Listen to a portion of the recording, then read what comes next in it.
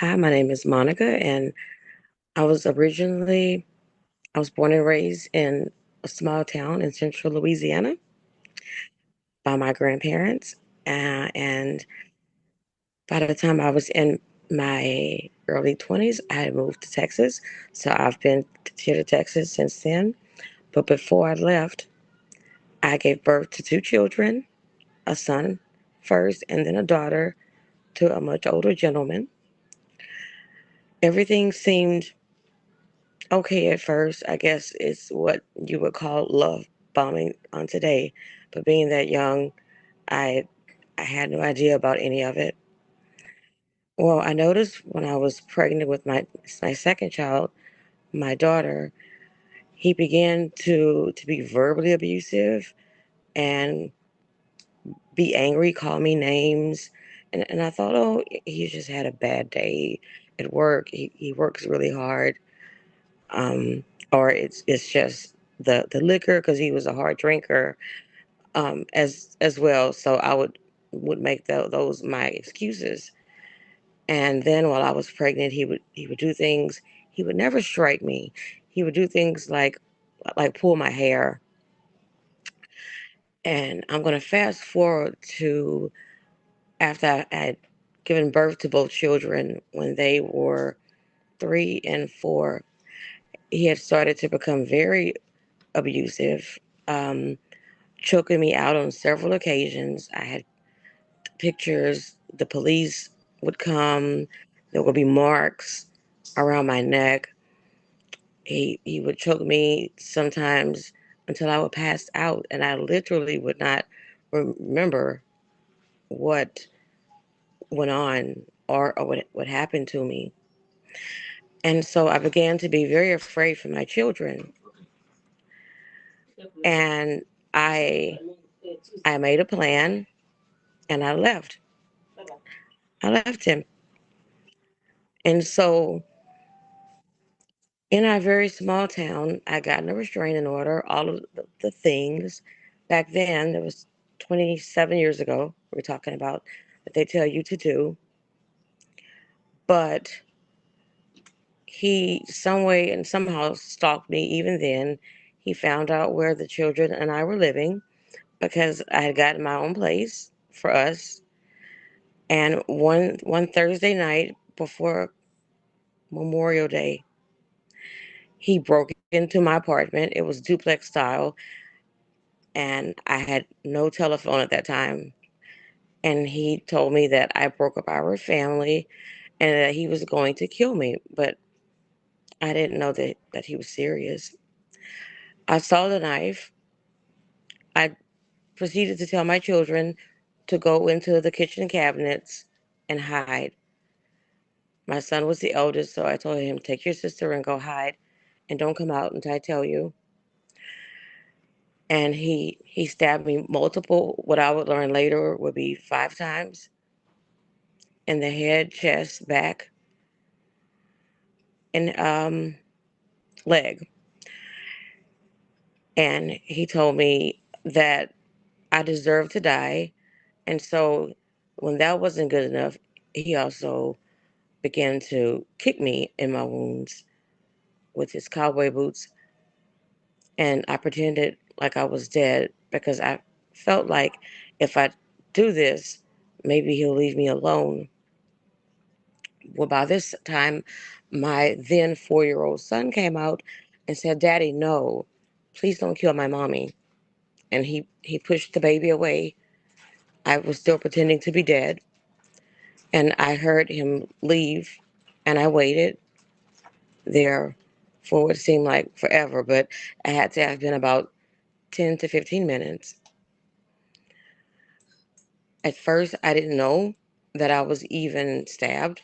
I looked down and I saw so much blood on my shirt and everywhere, and I could not feel my legs. And at that time, I didn't know why.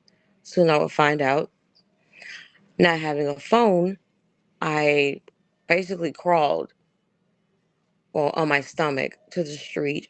There was a teenage boy there. No one else was outside. And he said, you're bleeding everywhere. I said, please dial 911. I've been stabbed. I don't know how much. And the police came first. At this time, I began to go through shock because I was unable to answer questions. And the ambulance came, and they said they were going to call my father was alive then.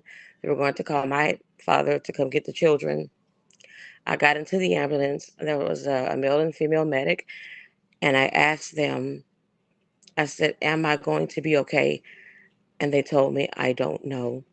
And that's the last thing I remember until I woke up a week later in the hospital on a vent in ICU. And during that time, later on, I was filled in the gaps. I coded.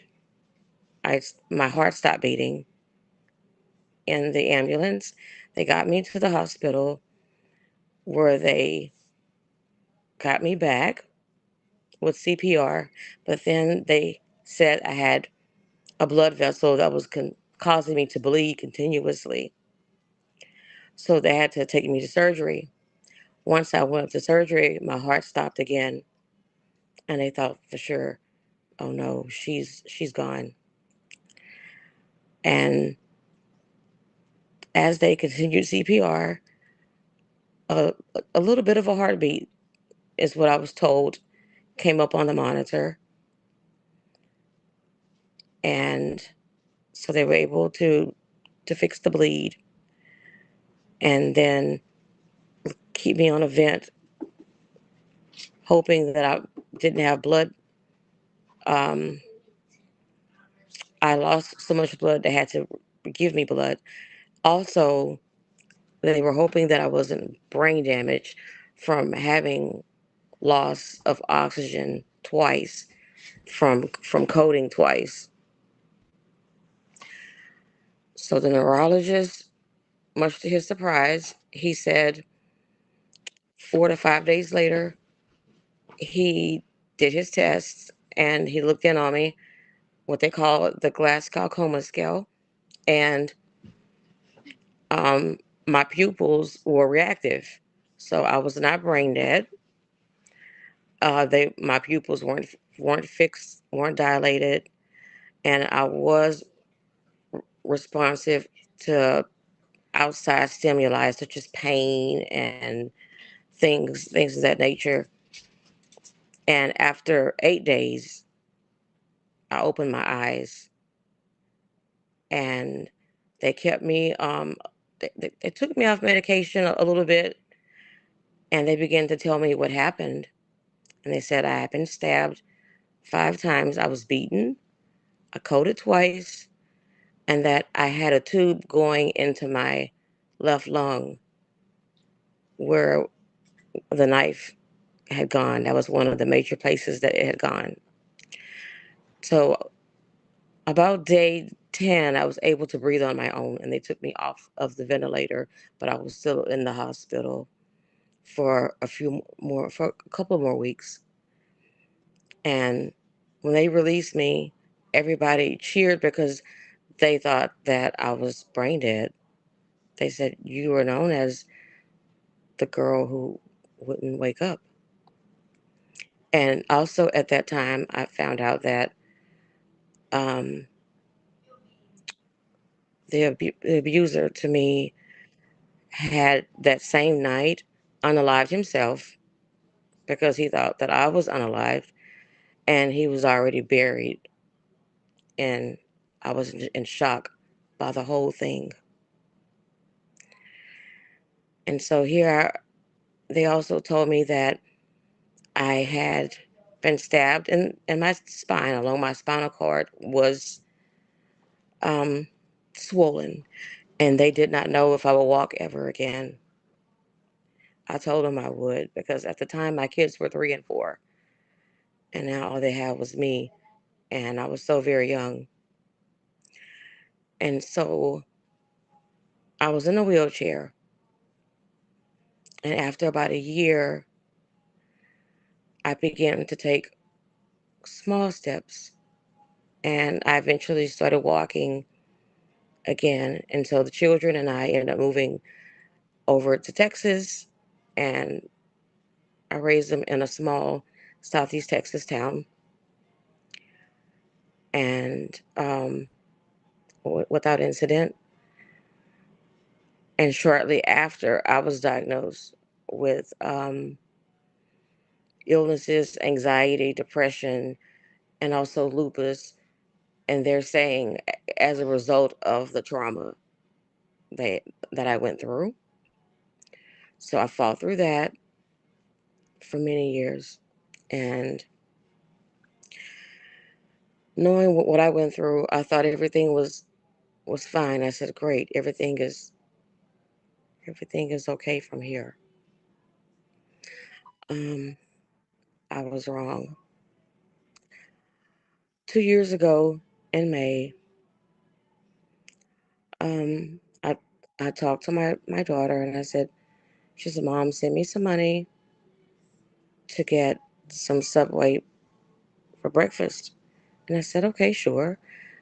I was working from home at that time, and I didn't know that was the last time I would hear her voice. And I began to feel very, very unwell, and I didn't know why. And despite trying different medications, different remedies, I began to feel no better. And I received a phone call from one of the Houston suburbs because after my kids became adults, they ended up moving out of the small town that I raised them in. And the officer was very, very rude and blunt. And he had me to validate who I was. And I told him, and he asked me, did I know who my daughter was? And I told him, I said, yes. And he told me that she was dead. I'm very grateful that my son was at our home at the time because all I can remember doing is falling to the floor and the phone dropping. Um, so when I gathered myself together a little more, I went to my grandson's school, and he thought his mother had fallen asleep and forgot to come and get him. And I waited till we were at my house, and I told him that mommy was gone to heaven and she wasn't coming back. And come to find out, her her abuser unalived themselves. Um, and so at the time he was 5, almost 6. He's almost 8 now, and I've had him, and he's thriving. We're both in therapy. We're doing really good in therapy. We have our days, but I thought that getting in therapy early would be better for the both of us. So he sees someone for children, and then I see someone for grief, and of course for the earlier trauma. And now we just take it one day at a time. Um, I just, you never think these things will happen to you, but they can, and unfortunately, sometimes they will, because the abuser always tells you, "I'm sorry," and they have this, I guess, what they call the honeymoon stage. But slowly but surely, the abuse happens over and over. It's a vicious, ugly cycle until tragedy strikes. And they always say, "I'll never do it again." And that's just not true. They will do it again. And in my situation, I blamed it on the drinking. But the last time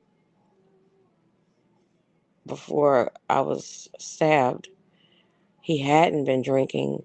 So that opened up my eyes and it made me realize that he knew what he was doing all along. I was just making excuses for him. And even when you go through stuff in your childhood, different trauma, um, when you become an adult, it is your responsibility to get the healing because it's out there and to get the help. And so he failed to do that. And unfortunately, so did the person that unalived my daughter.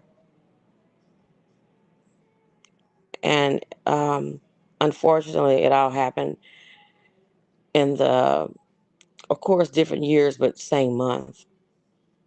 So that was just really, really, really tough. Um,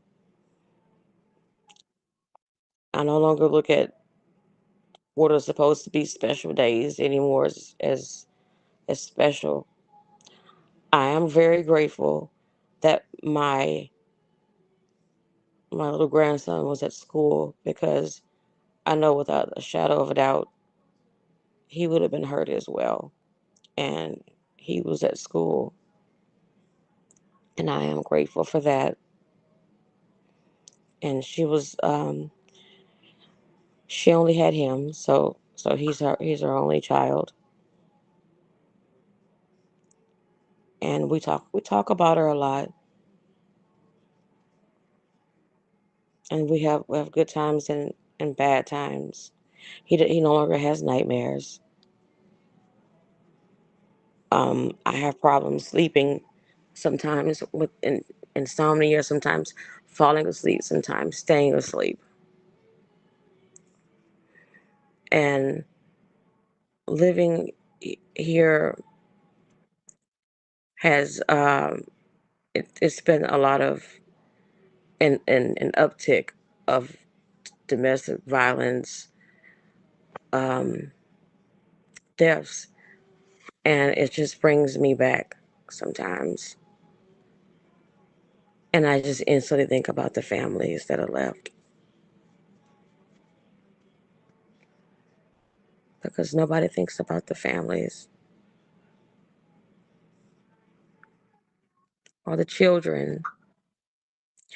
And come to find out, after my daughter's passing, well, then a lot of stuff started to come out. Well, by the time it was too late, I couldn't do anything about it. So, I urge people, even if the person will get mad, tell someone. Even if they get mad, who cares? You could be saving their life. Because I wish I would have known. I would have come up with a plan, but I didn't know. She hid so much from me, and I get it because at the time I hid a lot of things from my people too. I would put on the makeup and wear bangs. At that time I did, and just to hide it. And now they have really good makeup with concealer and such as that.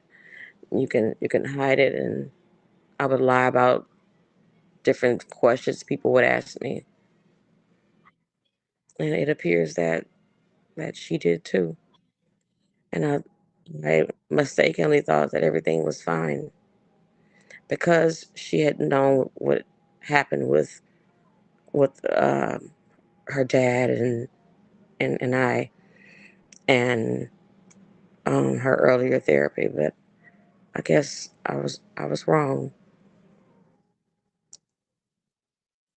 So this is a bit different because it's not just me.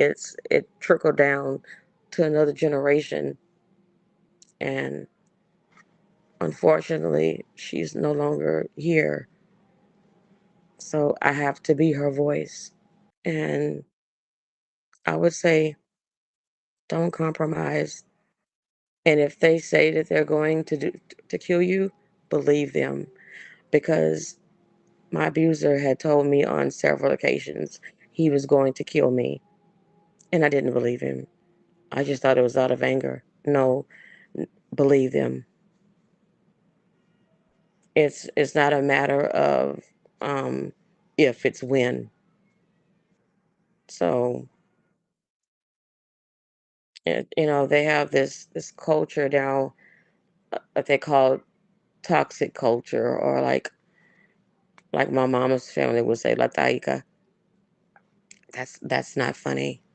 It's not fun. It's not, being toxic is not funny. People are losing their lives, and then you have children and parents and siblings and other family friends that are left, and none of us are okay, but we are making the best of it because this is our new normal. So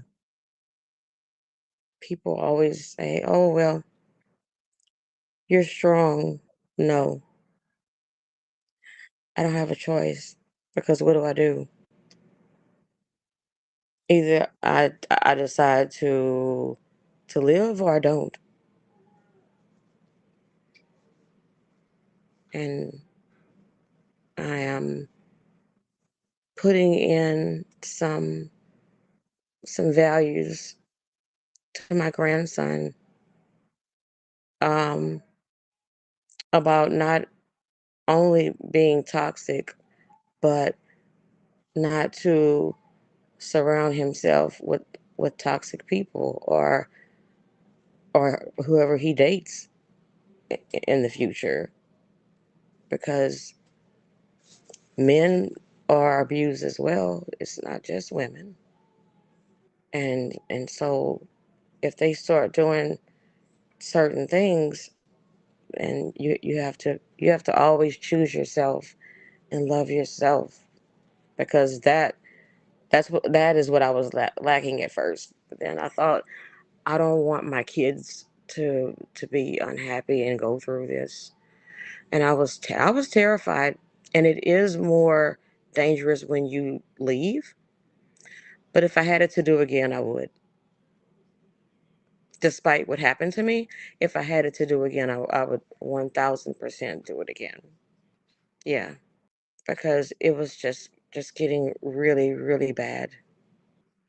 And all I did was take care of the children, and at the time I was a pre-med student, um, and do homework and work.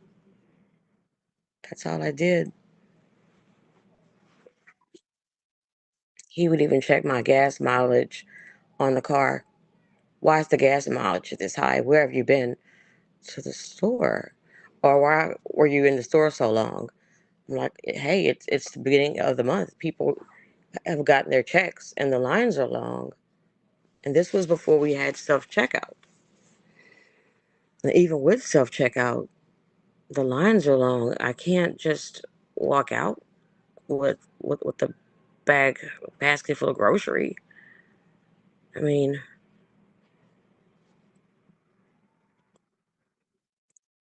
but at first he was very, very charming and very careful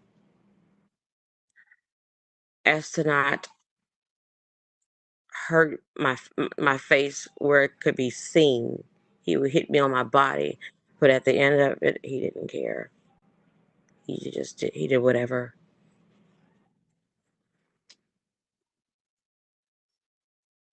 And people would tell us, "Oh, you guys are so cute," and they don't know at home it was a nightmare, because he was so charming, um, out of the house around other people. So staying is I know the thought of leaving is very, very hard. but staying is not safe. Somebody will die, whether intentionally or accidentally. And if you feel like you have issues with control or with temper or with things like that, there's therapy now. Back then, it wasn't as much. Now there are places that won't even charge you, and you don't have to have insurance. If you really want to get help, but if you really don't want to abuse and you don't want to, because obviously that behavior came from somewhere. Usually it's learned. It's what I learned in college. Usually it's what we call learned behavior. They got it from someone else, whether it was in their home or a home that they would frequent. Um, so now I have lupus, which is an autoimmune disease that attacks all of the body's healthy tissues and organs. I've even had a stroke from it, but I still managed to have a 22-year career in nursing. 2 of those years for COVID, I did public health. It's very hard because I asked the doctor, I said, had I not been through these trauma, would I have these issues with anxiety or with mental health or with my body, my physical body, because I was always very athletic back then. And he said, probably not. So 27 years, and I'm still paying for it. I will be working on an autobio of my story. I'm also in the midst of working on a nonprofit for my daughter called Hug Me Forever. So I just want other people to know. Um, and this isn't about because I made it out. This is about making better choices, making good choices. And if they the red flags are always there. They're always there in the beginning. And we like to brush things off. Oh, they're not controlling. They just really love me. No. No, if someone wants to know your every move, that's not normal. That's not normal. I had to learn that. Unfortunately, it took me to go through a lot to learn it.